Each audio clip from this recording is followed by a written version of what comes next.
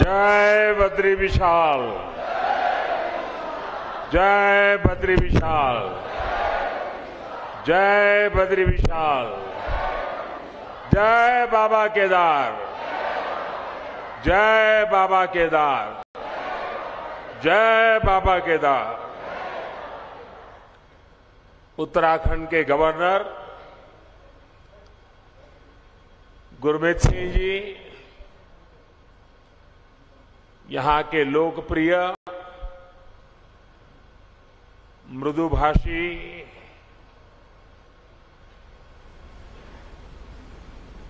हर पल जिसके चेहरे पर स्मित रहता है, ऐसे हमारे पुष्कर सिंह धामी जी, संसद में मेरे साथी श्री तीरथ सिंह रावत जी, भाई धन सिंह रावत जी, महेंद्र भाई भट्ट जी, अन्य सभी महानुभाव और मेरे प्यारे भाई और बहनों, आज बाबा केदार और बद्री विशाल जी के दर्शन करके, उनके आशीर्वाद प्राप्त करके जीवन धन्य हो गया, मन प्रसन्न हो गया और ये पल मेरे लिए चिरंजीव हो गए।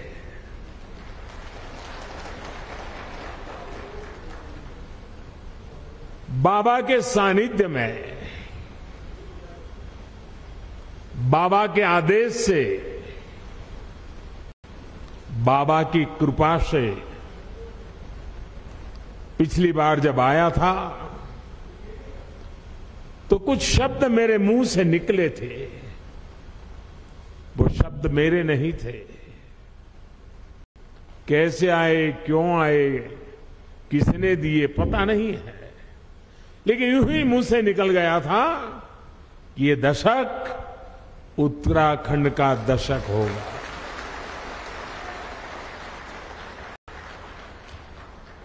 और मुझे पक्का विश्वास है इन शब्दों पर बाबा के, बद्री विशाल के, मां गंगा के निरंतर आशीर्वाद की शक्ति बने रहेगी, ये मेरा अंतर्मन कहता है। ये मेरा सौभाग्य है आज मैं आपके बीच इन नई परियोजनाओं के साथ फिर उसी संकल्प को दोहराने आया हूं। और मेरा सौभाग्य है कि आज मुझे आप सभी के दर्शन करने का मौका मिला है।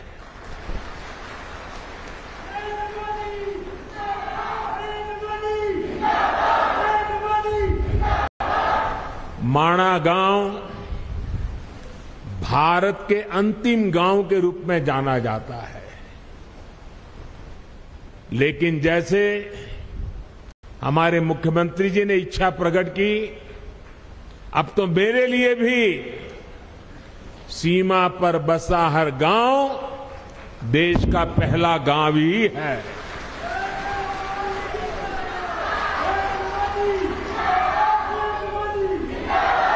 सीमा पर बसे आप जैसे सभी मेरे साथी देश के सशक्त प्रहरी है।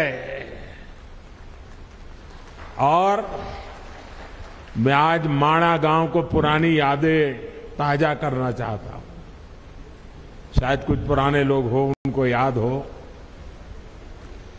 मैं कोई मुख्यमंत्री बन गया, प्रधानमंत्री बन गया, इसलिए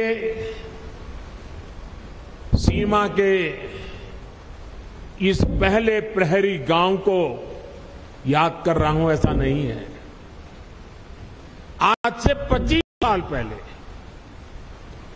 जब मैं उत्तराखंड में भारतीय जनता पार्टी के एक कार्यकर्ता के रूप में काम करता था, न कोई मुझे ज्यादा जानता था, न मेरा उस प्रकार का कोई पब्लिक लाइफ था। मैं संगठन के लोगों के बीच में ही अपना जीवन गुजारता था, काम करता था। और उस समय माणा में मैंने उत्तराखंड भाजपा की कार्य समिति की मीटिंग बुलाई थी। तो मेरे उत्तराखंड के सारे कार्यकर्ता मेरे से बहुत उस समय नाराज थे, प्रश्न पूछते थे, साहब इतना दूर कितनी मेहनत से जाना पड़ेगा, कितना समय जाएगा। मैंने कहा भाई, जिस दिन उत्तराखंड बीजेपी के दिल में माणा का महत्व पक्का हो जाएगा ना, उत्तराखंड की जनता के दिल में भाजपा के लिए महत्व बन जाएगा। और उसी का परिणाम है माणा गांव की मिट्टी की ताकत है। ये माणा गांव के मेरे भाइयों बहनों का आदेश है, आशीर्वाद है कि आज लगातार आपके आशीर्वाद बने रहते हैं। और मैं तो उत्तराखंड में नई सरकार बनने के बाद सार्वजनिक कार्यक्रम में पहली बार बोल रहा हूं। तो मैं आज जब यहां आया हूं और माणा की धरती से मैं पूरे उत्तराखंड के भाई बहनों को, हम सबको दोबारा सेवा करने का मौका दिया है, इसलिए हृदय से आभार व्यक्त करता हूं। साथियों, 21वीं सदी के विकसित भारत के निर्माण के दो प्रमुख स्तंभ है। पहला, अपनी विरासत पर गर्व, और दूसरा, विकास के लिए हर संभव प्रयास। आज उत्तराखंड इन दोनों ही स्तंभों को मजबूत कर रहा है। आज सुबह मैंने बाबा केदार की और बाद में बद्रीनाथ विशाल के चरणों में जाके प्रार्थना की, और साथ साथ, क्योंकि परमात्मा ने मुझे जो काम दिया है वो भी मुझे करना होता है, और मेरे लिए तो देश के 130 करोड़ की जनता वो भी परमात्मा का रूप है। और इसलिए मैंने विकास कार्यों की भी समीक्षा की। और अब आपके बीच आकर मुझे 2 रोपवे प्रोजेक्ट के शिलान्यास का सौभाग्य मिला है। इससे केदारनाथ जी और गुरुद्वारा हेमकुंड साहब के दर्शन करना और आसान हो जाएगा। गुरु ग्रंथ साहब की हम पर कृपा बनी रहे, सभी पूज्य गुरुओं पे हम पर कृपा बनी रहे कि ऐसा पवित्र कार्य करने का गुरुओं के आशीर्वाद से हमें अवसर मिला है। बाबा केदार के आशीर्वाद बने रहे। और आप कल्पना कर सकते हैं, ये रोपवे ने खंभे, तार, अंदर बैठने के लिए कार, इतना मात्र नहीं है। ये रोपवे तेज गति से आपको बाबा के पास ले जाएगा, इतना नहीं है।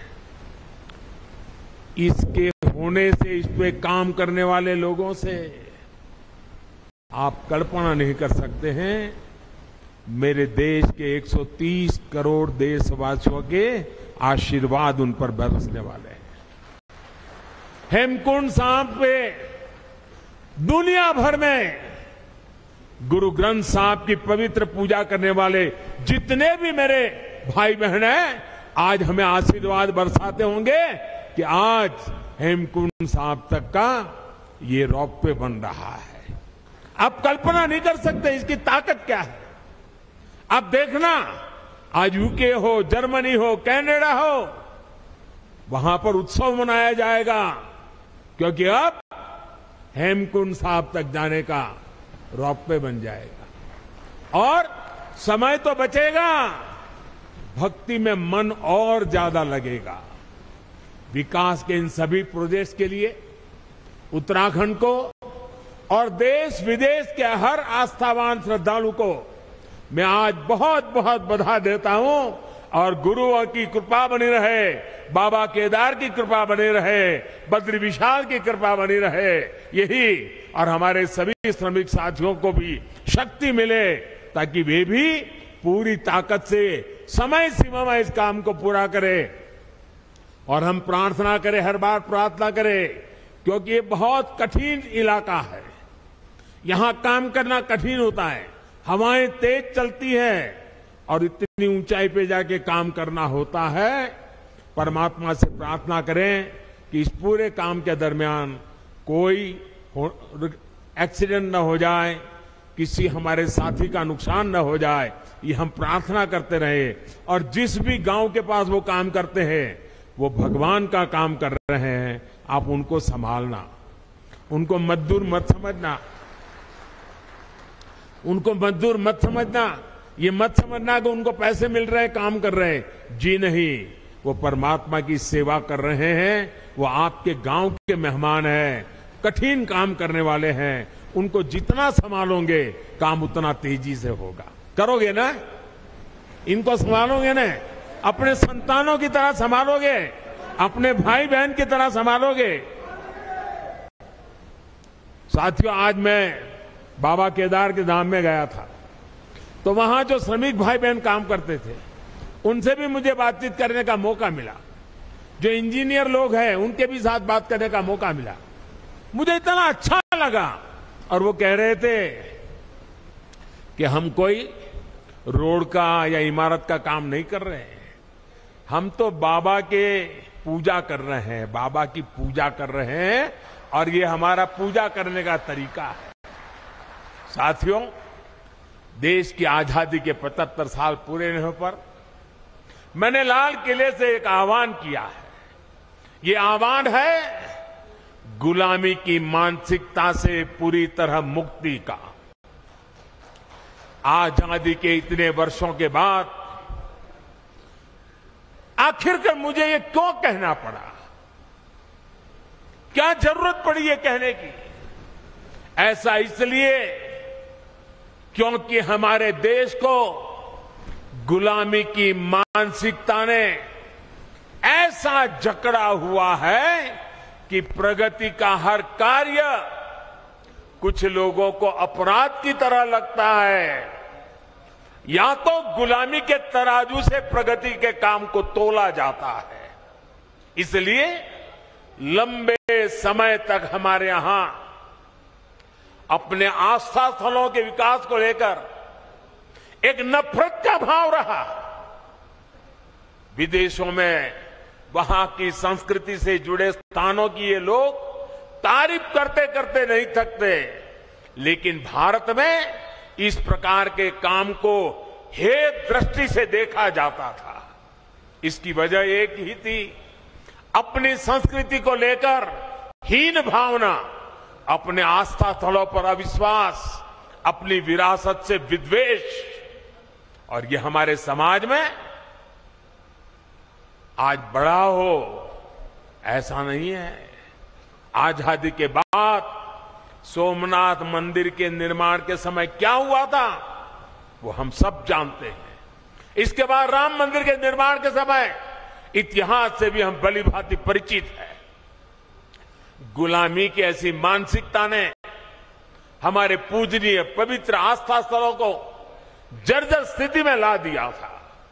सैकड़ों वर्षों से मौसम की मार सहते आ रहे पत्थर, मंदिर स्थल, पूजा स्थल के जाने के मार्ग, वहां पर पानी की व्यवस्था हो तो उसकी तबाही, सब कुछ तबाह होकर के रख दिया गया था। आप याद करिए साथियों, दशकों तक हमारे आध्यात्मिक केंद्रों की स्थिति ऐसी रही, वहां की यात्रा जीवन की सबसे कठिन यात्रा बन जाती थी। जिसके प्रति कोटि कोटि लोगों की श्रद्धा हो, हजारों साल से श्रद्धा हो, जीवन का एक सपना हो कि उस धाम में जाकर के मत्था टेक के आएंगे, लेकिन सरकारें ऐसी रही कि अपने ही नागरिकों को वहां तक जाने की सुविधा करने का उनको जरूरी नहीं लगा। पता नहीं कौन सी गुलामी की मानसिकता ने उनको जकड़ के रखा था। ये अब अन्याय था कि नहीं था भाइयों? ये अन्याय था कि नहीं था? ये जवाब आपका नहीं है, ये जवाब 130 करोड़ देशवासियों का है। और आपके इन सवालों का जवाब देने के लिए ईश्वर ने मुझे ये काम दिया है।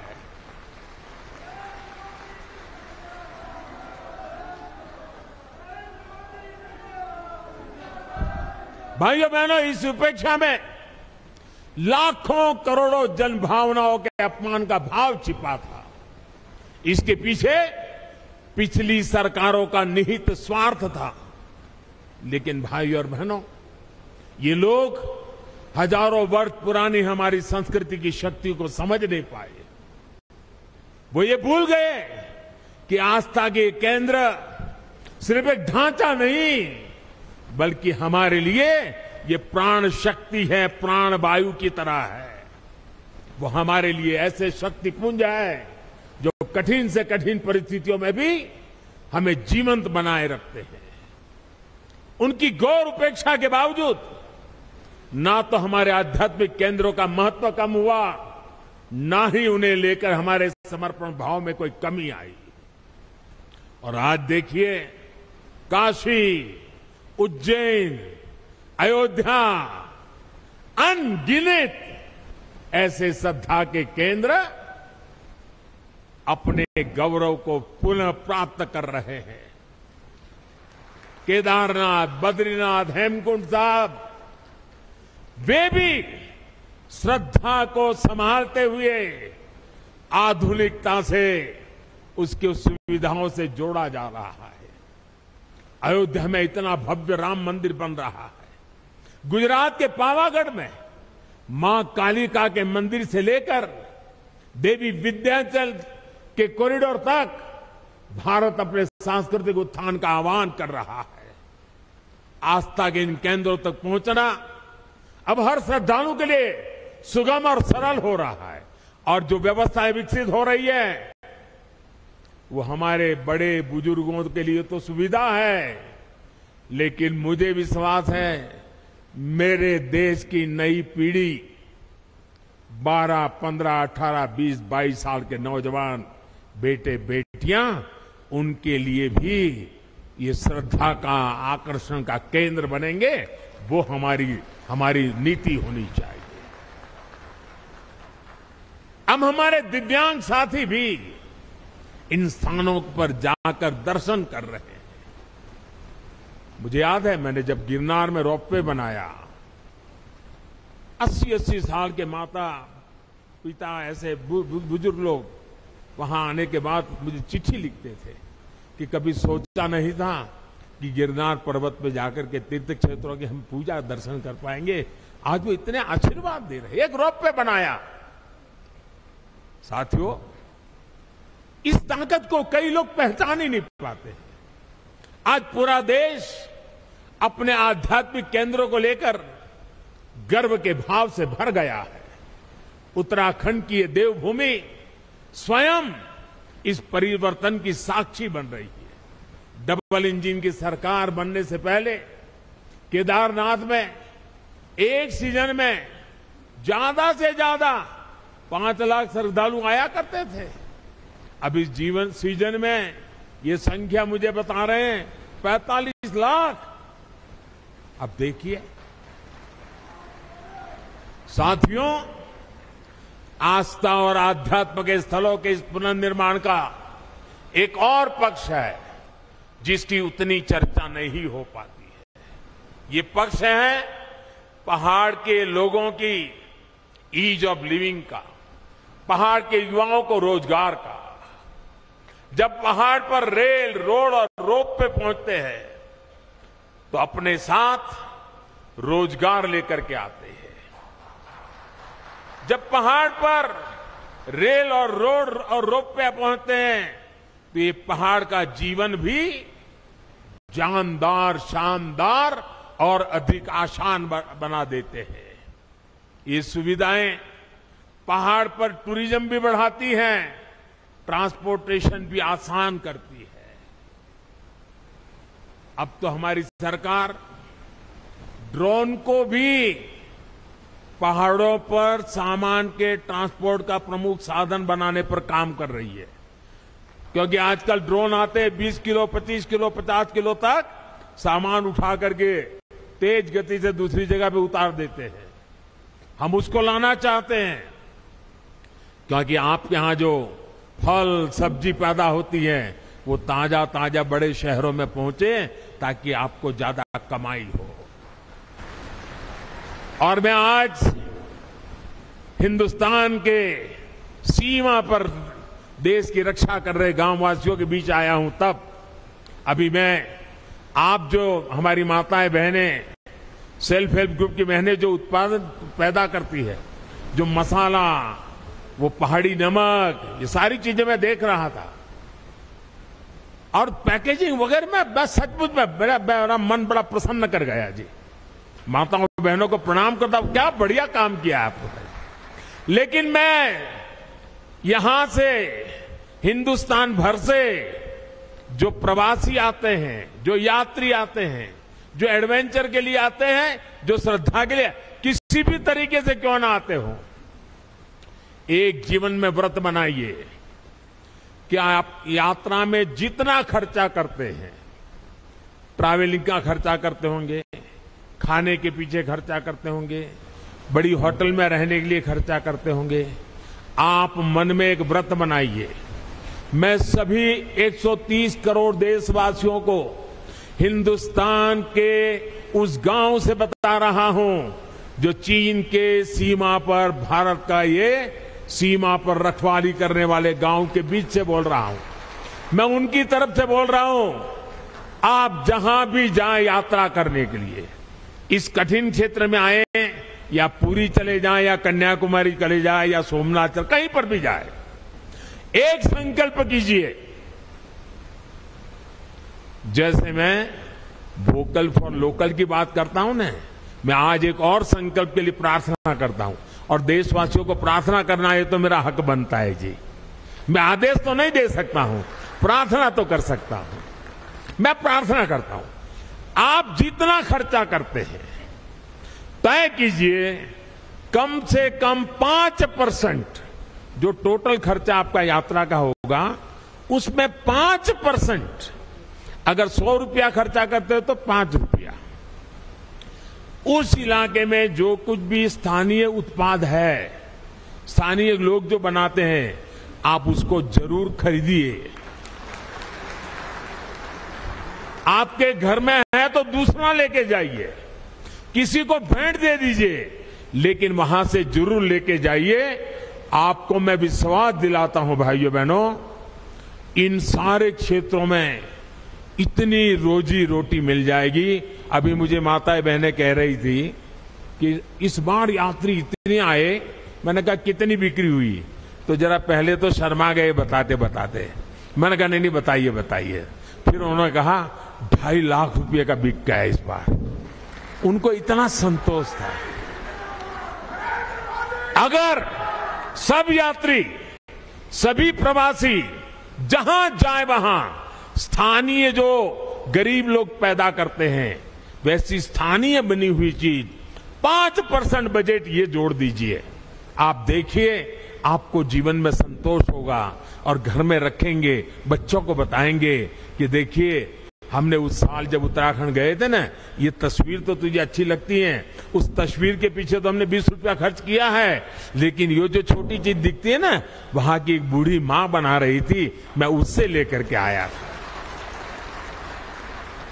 आपको आनंद होगा, आपको संतोष होगा। इसलिए मैं आज यहां से पूरे देश को प्रार्थना कर रहा हूं, मेरे प्यारे भाइयों बहनों, पहाड़ के लोगों की पहली पहचान यही होती है कि वो बहुत मेहनती होते हैं।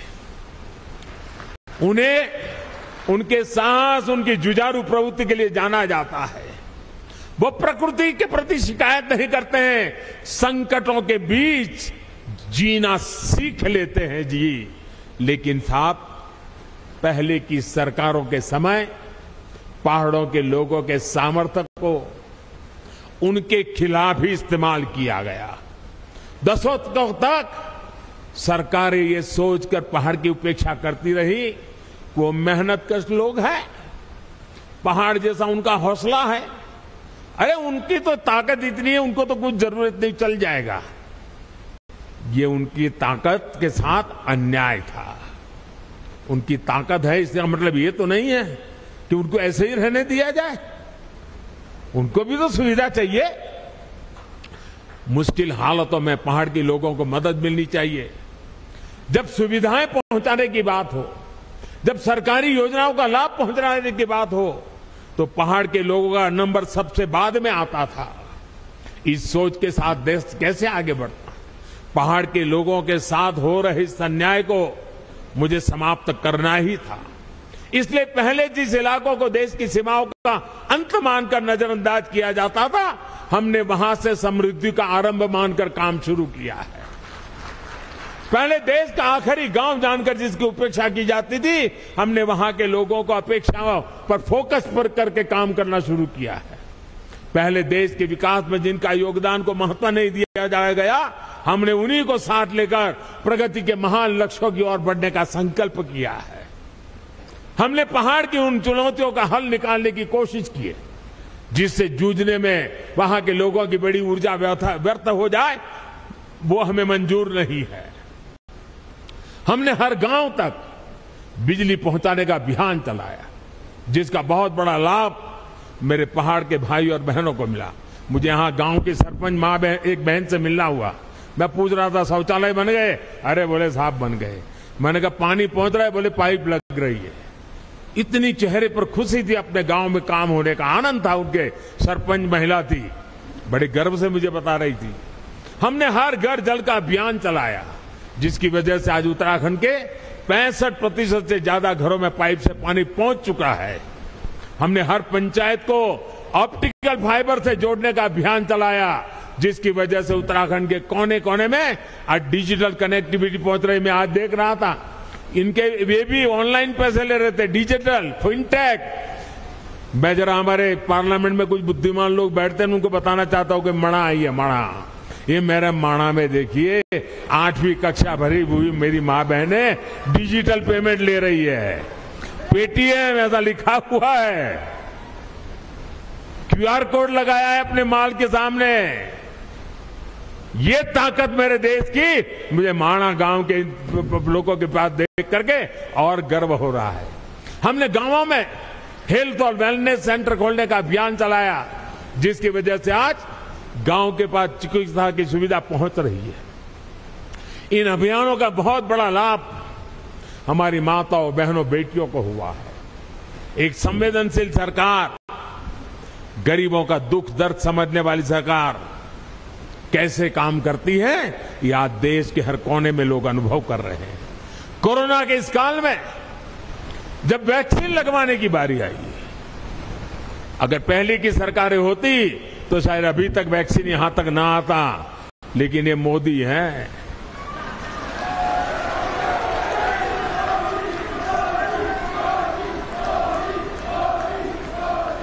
मैंने कहा कोरोना जाए उसकी ज्यादा तेजी से मुझे वैक्सीन पहाड़ों में ले जानी है, और मैं सरकार को बधाई देता हूं। मेरे उत्तराखंड और मेरे हिमाचल 2 प्रदेशों ने सबसे पहले वैक्सीनेशन का काम पूरा कर दिया भाई। इस वैश्विक महामारी में लोगों को भूखमरी का शिकार ना होना पड़े, बच्चों को कुपोषण का शिकार ना होना पड़े, इसके लिए हमने प्रधानमंत्री गरीब कल्याण अन्न योजना शुरू की। इस योजना की वजह से उत्तराखंड के भी लाखों लोगों को मुफ्त अनाज मिला, और हमने पक्का किया किसी गरीब के घर में भी कोई दिन ऐसा नहीं होना चाहिए जब घर में चूल्हा न जला हो, रोटी न पकी हो, कोई बच्चा भूखा सोया हो। वो दिन मैं देखना नहीं चाहता था, और हम सफलतापूर्वक कर पाए भाइयों बहनों। कुछ समय पहले ही हमारी सरकार ने उस अवधि को और 3 महीना बढ़ा दिया है, ताकि इस त्योहारों के दिनों में हमारे गरीब परिवारों को दिक्कत न हो। डबल इंजन की सरकार के प्रयासों से अब उत्तराखंड में विकास कार्यों में फिर तेजी आ रही है। जो लोग घर से पलायन करके चले गए थे, अब अपने पुराने घरों में लौटने लगे हैं। होम स्टे, गेस्ट हाउस, ढाबों, छोटी छोटी दुकानों में अब रौनक बढ़ने लगी है। इन सुविधाओं से उत्तराखंड में पर्यटन का हो रहा है विस्तार यहां के विकास को भी गति देने वाला है। मुझे खुशी है कि डबल इंजन की सरकार यहां के युवाओं को होम स्टे की सुविधा बढ़ाने के लिए, युवाओं के स्किल डेवलपमेंट के लिए निरंतर आर्थिक मदद दे रही है। सीमावर्ती क्षेत्रों से युवाओं को एनसीसी से जोड़ने का अभियान भी यहां के युवाओं के उज्जवल भविष्य के लिए तैयार हो रहा है। पूरे देश में सीमावर्ती क्षेत्र में जो अच्छी स्कूल होगी, अब एनसीसी हम वहां चलाएंगे। अहमदाबाद, मुंबई, चेन्नई, वहां एनसीसी 75 साल चली, अब एनसीसी चलेगी इन गांवों में। मेरे गांव के बच्चों को मिलेगा लाभ।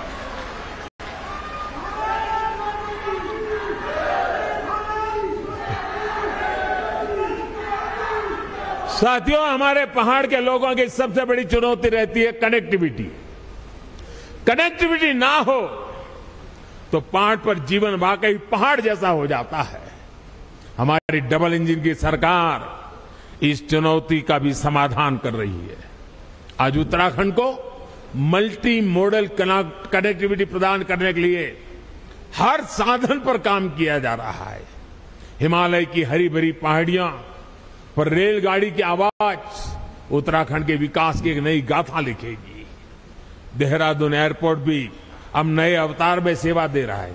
अभी मैं हिमाचल प्रदेश गया था, वहां मैंने वंदे भारत ट्रेन शुरू की और मुझे कईयों ने बताया कि हमारे यहां 2-2 पीढ़ी पहले की जो उम्र के लोग हैं, ऐसे गांवों में, हर गांव में लोग हैं जिन्होंने अभी तक रेल नहीं देखी है, और आप हमारे हिमाचल में वंदे भारत ट्रेन ले आए। वंदे भारत ट्रेन तो अभी तो एक स्टेशन पहुंची है, लेकिन पूरे हिमाचल और पहाड़ के लोगों के लिए बहुत बड़ा तोहफा है। वो दिन मैं उत्तराखंड में भी देखना चाहता हूं भाई। आज चाहे हिमाचल से उत्तराखंड आना जाना हो या फिर दिल्ली और यूपी से उत्तराखंड आना जाना, 4 लेन हाईवे और एक्सप्रेसवे जल्दी आपका स्वागत करने वाले हैं। 4 धाम ऑल वेदर रोड उत्तराखंड के लोगों के साथ साथ पर्यटकों और श्रद्धालुओं को एक नया एहसास दे रहे हैं। अब हर कोई पर्यटक जो दूसरे राज्यों से उत्तराखंड आ रहा है, वो यहां से यात्रा का अद्भुत अनुभव लेकर जाता है। दिल्ली देहरादून इकोनॉमिक कॉरिडोर से दिल्ली देहरादून की दूरी तो कम होगी, इससे उत्तराखंड के उद्योगों को भी बढ़ावा मिलेगा। भाई और बहनों, आधुनिक कनेक्टिविटी राष्ट्र रक्षा की भी गारंटी होती है। इसलिए बीते 8 सालों से हम इस दिशा में एक के बाद एक कदम उठा रहे हैं। कुछ साल पहले हमने कनेक्टिविटी की 2 बड़ी योजनाएं शुरू की थी, एक भारतमाला, दूसरी सागरमाला। भारतमाला के तहत देश के सीमावर्ती क्षेत्रों को बेहतरीन और चौड़े हाईवे से जोड़ा जा रहा है। सागरमाला से अपने सागर तटों की कनेक्टिविटी को सशक्त किया जा रहा है। बीते 8 वर्षों में जम्मू कश्मीर से लेकर अरुणाचल प्रदेश तक बॉर्डर कनेक्टिविटी का भी अभूतपूर्व विस्तार हमने किया है। 2014 के बाद से बॉर्डर रोड ऑर्गेनाइजेशन ने करीब करीब 7,000 किलोमीटर नई सड़कें का निर्माण किया है, सैकड़ों पुल नए बनाए हैं, बहुत सी महत्वपूर्ण टनल्स को भी पूरा काम किया है। एक समय था जब बॉर्डर किनारे सड़क बनाने के लिए भी दिल्ली से मंजूरी लेनी जरूरत पड़ती थी। हमने न सिर्फ इस बाध्यता को समाप्त किया, बल्कि बॉर्डर किनारे अच्छी सड़कें बनाने पर, तेजी से सड़कें बनाने पर जोर दे दिया। अब पहाड़ी राज्यों की कनेक्टिविटी को और बेहतर बनाने के लिए हमने विशेष तौर पर, जैसे सागरमाला है वैसे भारतमाला है, वैसे अब पर्वतमाला का काम आगे बढ़ने वाला है। इसके तहत उत्तराखंड और हिमाचल में रोपवे का एक बहुत बड़ा नेटवर्क बनना शुरू हो चुका है। हमारे यहां जब हम बॉर्डर की बात सुनते हैं तो यही मन में आता है कि वहां सिर्फ फौजी साथी होंगे, बाकी सब वीरान होगा। लेकिन इस धारणा को भी हमें बदलना है और धरातल भी इसको हमें बदल के रहना है। हमारे बॉर्डर के गांवों में चहल पहल बढ़नी चाहिए, वहां विकास जीवन का उत्सव बनना चाहिए, ये हम प्रयास कर रहे हैं। और हम तो कहते हैं जो कभी गांव छोड़ करके गए हैं उनको अपने गांव वापस लौटने का मन कर जाए, ऐसा मुझे जिंदा गांव खड़े करने हैं। और मैं कह रहा हूं ऐसा नहीं, मैं करके आया हूं। गुजरात के अंदर पाकिस्तान की सीमा पर आखिरी गांव है कच्छ के रेगिस्तान में धोरडो। आज धोरडो बहुत बड़ा टूरिस्ट सेंटर बना हुआ है, लाखों लोग हर साल आते हैं, वहां के लोगों के लिए करोड़ों रुपए का व्यापार होता है। आखिरी गांव को जिंदा कर दिया, उसके कारण पूरा इलाका जिंदा हो गया। अभी मैंने पाकिस्तान की सीमा पर गुजरात का एक दूसरा इलाका है, रेगिस्तान में नालाबेट एक तीर्थ स्थान था, नालाबेट की जगह पर एक मां का स्थान था, वहां बहुत बड़ा स्थान बना दिया। और अभी उत्तराखंड के अफसरों को मैंने भेजा था, जरा देख के आइए क्या माणा के आसपास हम ऐसा कुछ कर सकते हैं क्या। मैं सोच रहा हूं, मैं बॉर्डर के गांवों में कुछ न कुछ होना चाहिए दिमाग में खपाए बैठा हूं, और इसीलिए मैं आज आया हूं, क्योंकि मैं उसको जरा और बड़ी बारीकी से समझना चाहता हूं। और यहां माणा से माणा पास तक जो सड़क बनेगी, उससे मुझे पक्का विश्वास है टूरिस्टों को आने जाने के लिए एक बड़ा नया युग शुरू हो जाएगा। लोग अब बद्री विशाल से वापस नहीं जाएंगे, जब तक माणा पास नहीं जाते वापस नहीं जाएंगे, वो स्थिति मैं पैदा करके रखूंगा भाई। इसी प्रकार जोशीमठ से मलारी सड़क के चौड़ीकरण के सामान्य लोगों के साथ ही हमारे फौजियों के लिए भी बॉर्डर तक पहुंचना बहुत आसान होगा। भाई और बहनों, हमारे पहाड़ी राज्यों की चुनौतियां भी एक जैसी है, विकास की आकांक्षाएं भी बहुत प्रबल है। विशेष रूप से उत्तराखंड और हिमाचल तो भूगोल और परंपरा के हिसाब से भी एक दूसरे से कई मामलों में जुड़े हुए हैं। एक गढ़वाल है और उत्तरकाशी के देहरादून के उस तरफ आपके शिमला और सिरमौर आ गए। जौनसार और सिरमौर के गिरिपार में तो अंतर करना भी कोई बहुत मुश्किल होता है। मैं तो अभी हिमाचल के अनेक क्षेत्रों में जाकर आया हूं, वहां उत्तराखंड की बहुत चर्चा है। हिमाचल वाले कह रहे हैं कि जिस प्रकार उत्तराखंड ने तेज विकास के लिए धरोहरों आस्था के स्थानों को विकास के लिए बॉर्डर और पहाड़ी क्षेत्रों की सुविधा बढ़ाने के लिए डबल इंजन के सरकार को दोबारा ले आए हैं, वही मंत्र हिमाचल को भी प्रेरणा दे रहा है। मैं उत्तराखंड को फिर विश्वास दिलाता हूं कि आपकी आशा व आकांक्षाओं को पूरा करने के लिए हमारी मेहनत कभी कम नहीं होगी। मैं बाबा केदार और बद्री विशाल से इस जन विश्वास पर खरा उतरने का आशीर्वाद मांगने भी यहां आया हूं।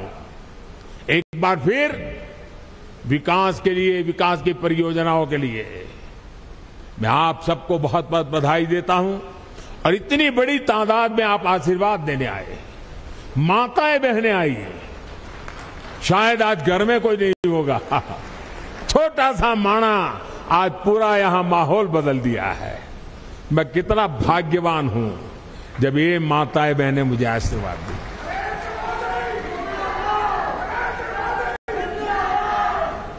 आज सचमुच मेरा जीवन धन्य हो गया है। मैं दीपावली की आप सभी को अग्रिम शुभकामनाएं देता हूं और मैं आपके उत्तम स्वास्थ्य के लिए, आपके बच्चों की उत्तम प्रगति के लिए बद्री विशाल के चरणों में प्रार्थना करते हुए मेरी वाणी को विराम देता हूं। मेरे साथ पूरी ताकत से बोलिए, भारत माता की,